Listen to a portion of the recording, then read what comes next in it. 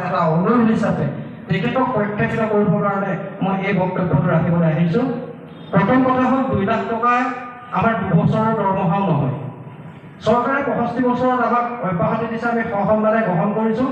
কোনো এজন আমাৰ সহকৰ্মীয়ে প্ৰতিবাদ নকৰাকৈ এখন শৰাই, এখন সম্বৰ্ধনা পত্ৰ আৰু এখন গামোচা লৈ পেলাই বিনা দ্বিধাই চকুলো দেখি মঞ্চৰ পৰা নীৰৱে ঘৰলৈ গুচি গৈছে। তেখেতলোকে আজিও আমাক কৈ আছে যে আমি এতিয়াৰ পৰা কি খাম, হাজিৰা কৰিবলৈও মই যাব নোৱাৰোঁ। হয়, 65 বছৰৰ বিষয়ৰ মানুহজনে যেনেকৈ চৰকাৰক বানপানী হ'লেও সহায় সহযোগ কৰিব নোৱাৰে, ভূমিকম্প হ'লেও যাব নোৱাৰে, ৰাতি PM কিষাণৰ কাম কৰিবলৈও যাব নোৱাৰে, পুলিচ মিলিটাৰীৰ লগত যাব নোৱাৰে, তেওঁ 65 বছৰ হ'ল।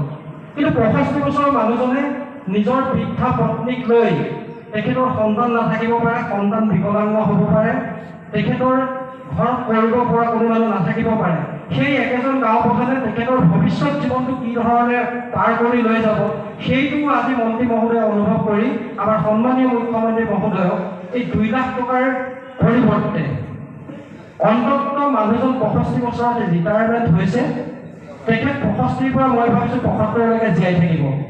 অন্তত 10 বছৰৰ কাৰণে আজিৰ ন্যূনতম যিটো তেওঁ পাৰিতোষিক পাই আছিলে, তেওঁ 9,000 টকাকৈ 10 বছৰত অন্তত 10,80,000 টকা এটা তেখেতক যদি দিয়ে, অন্তত মানুহজনে কেতিয়াও মৰা কাললৈকে ক'ব নোৱাৰিব যে অসমত হিমন্ত বিশ্ব শৰ্মাৰ চৰকাৰখনে আহি পেলাই যে আমাক এনেকুৱা অৱস্থা কৰিলে।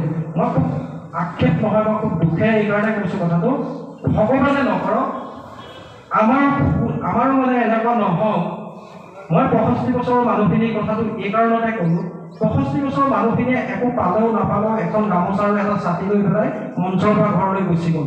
কিন্তু আজি আমাৰ মঞ্চত এনেকুৱা বহুসকল ব্যক্তি বহি আছে যে তেখেতলোকৰ 64 বছৰ 8 মাহ, তেখেতলোকৰ 64 বছৰ 10 মাহ, তেওঁলোক 2 মাহৰ পিছত কিন্তু ৰিটায়াৰমেণ্ট ল'ব। গতিকে সেইসকল ব্যক্তিৰ কথাও ভাবি পেলাই অন্তত মন্ত্ৰী মহোদয়ে আমাৰ তেখেতৰ বিভাগৰ এই যে সহকৰ্মীসকলৰ ভৱিষ্যত জীৱনৰ নিৰাপত্তাটো যদি দিব পাৰে, সঁচাকৈ আপোনাৰ ওচৰত আমাৰ গাঁও প্ৰধান সন্থাৰ প্ৰতিজন সহকৰ্মী, প্ৰতিজন পৰিয়ালৰ প্ৰতিটো সদস্যই আপোনাৰ ওচৰত চিৰকৃতজ্ঞ হৈ আপোনাৰ দীৰ্ঘায়ু কামনা কৰি ভগৱানৰ ওচৰত সদায় প্ৰাৰ্থনা জনাই থাকিব। এইটো